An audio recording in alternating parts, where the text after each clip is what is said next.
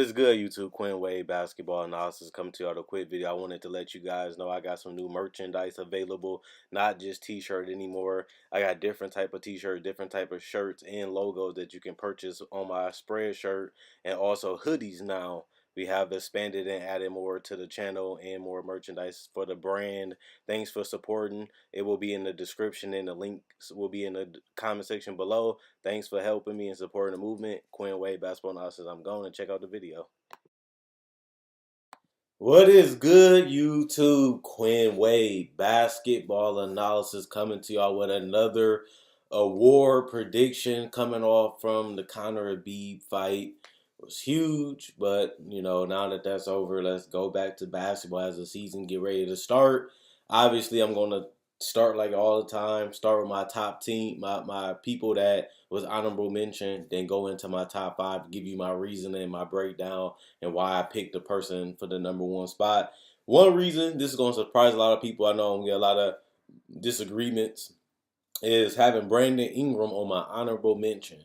Now, the main reason why I don't have Brandon Ingram in the most improved race, which a lot of people believe that he will be, and I understand that's why I'm honorable mentioning him, simply is because he already averaged 16 points on 47% from shooting from the field. Obviously, he already shot 39% from three, which is a huge improvement from his rookie years alone. Not only that, he still gave you 5 rebounds, 3.9 assists, and 16 points a game. So at the end of the day, Brandon Ingram has already showed significant improvement from his rookie to his sophomore season. And LeBron James is just going to make his job a lot easier. He's going to get easy baskets for being wide open because LeBron is going to find them. He's going to get out in transition, get layups and dunks. That's going to increase his field goal percentage. And he's going to get a lot of easy looks because he's playing with Rondo. He's playing with Ball. But will it be significant enough? Like, can Brandon Ingram really average 20 points a game on this roster?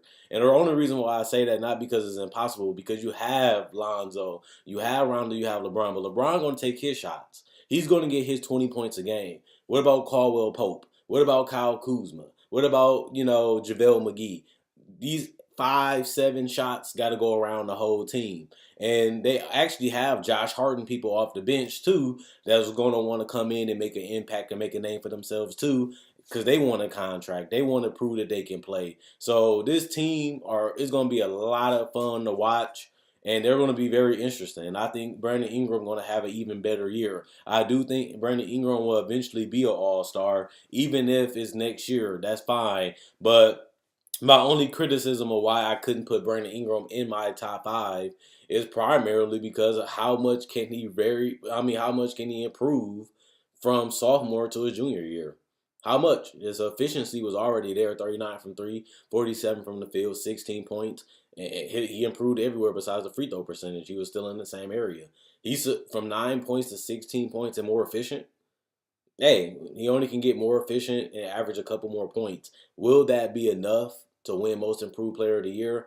I don't think so, but he is going to be in the conversation. But I don't think he's going to be getting that many votes if he don't have a dramatic increase in points and other stats. And if he does, he most likely will win it. But if he does go up to 18, 19 points, I don't think that's enough for him to secure the Most Improved Player. Number 6. This is a guy that I've seen hooping a lot in the summer, Stanley Johnson.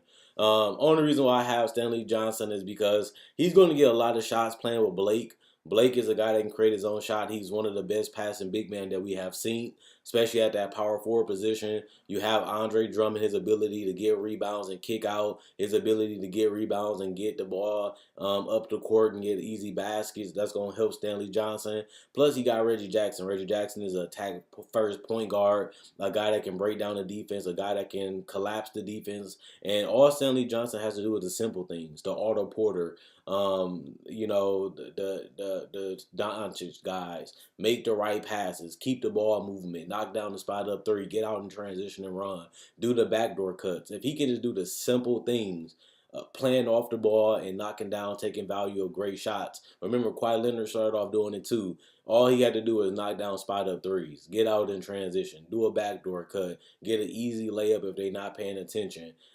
Just keep the defense guessing, keep the defense on his heels. And I think that if Stanley Johnson can just do the simple things that just making the easy play, making the right pass, knowing when to shoot, and knocking down open and easy baskets, he should improve his efficiency and he should improve his game. Will he do that though? That's the question because he haven't been able to do it. But they're gonna really need him to be a lot better because they don't really have that many good wings and they don't really have that many outside shooters and they don't have the floor spacing. So he's gonna be very key to them really being successful by doing the little small things. Can he be that glue guy, the 3-and-D guy?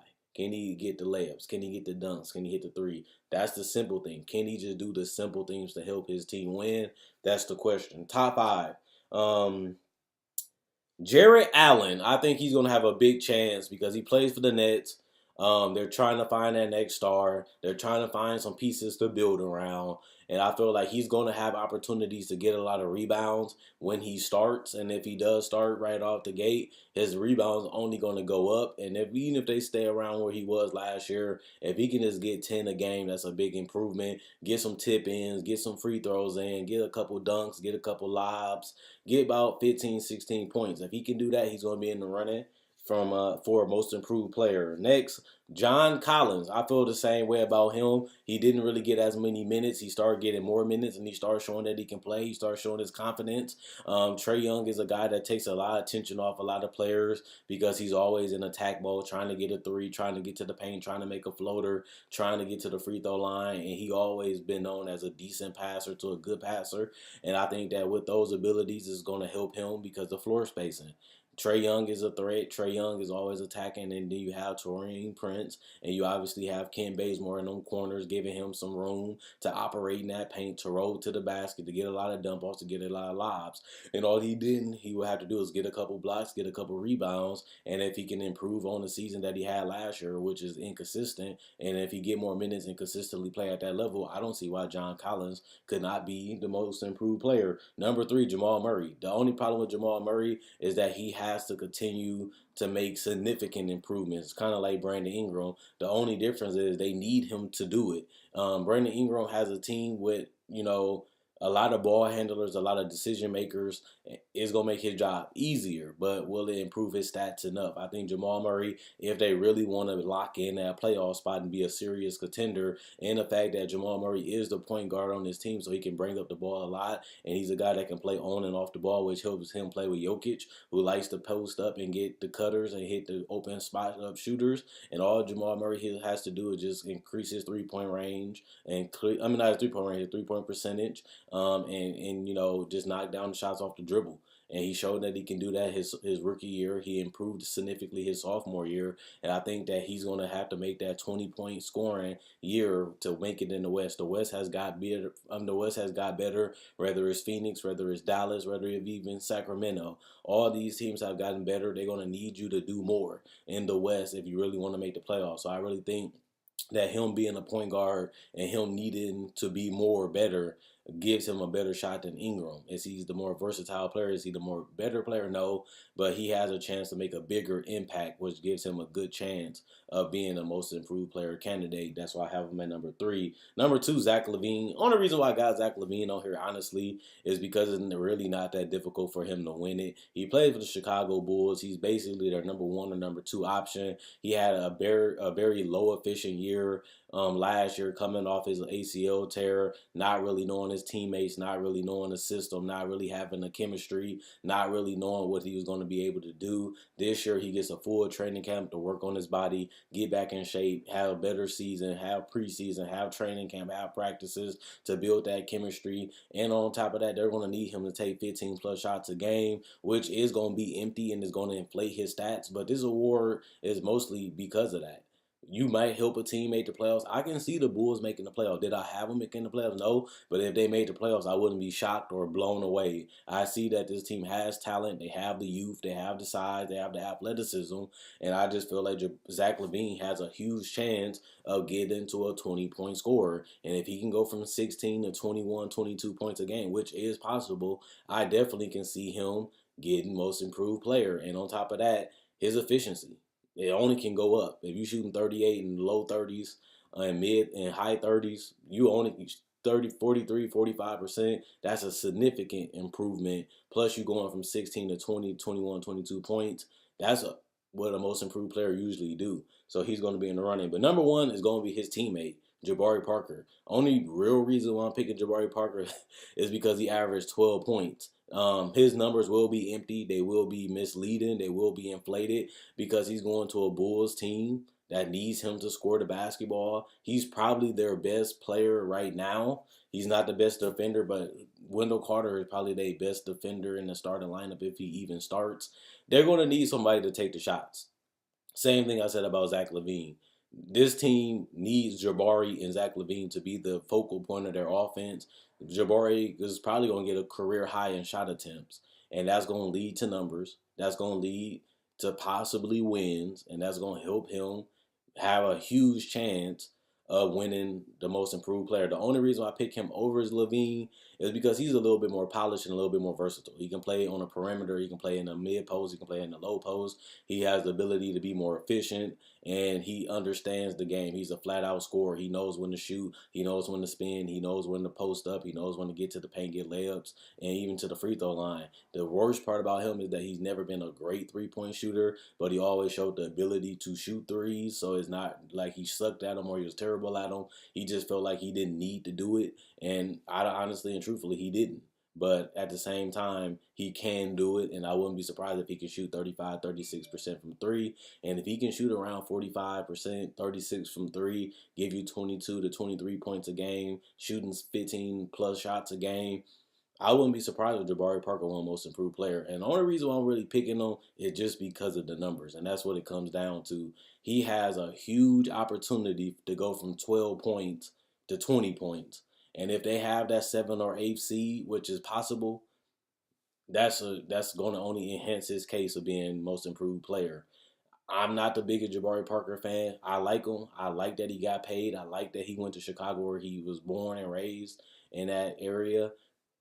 And, they need somebody to take them shots. So Jabari Parker already averaged 20 points before when he was playing with the Milwaukee Bucks. And, he coming off double knee surgery, but he looked it good in the playoffs. He tried harder defensively. He showed that he can score in isolation. He showed that he can score a little bit off the ball.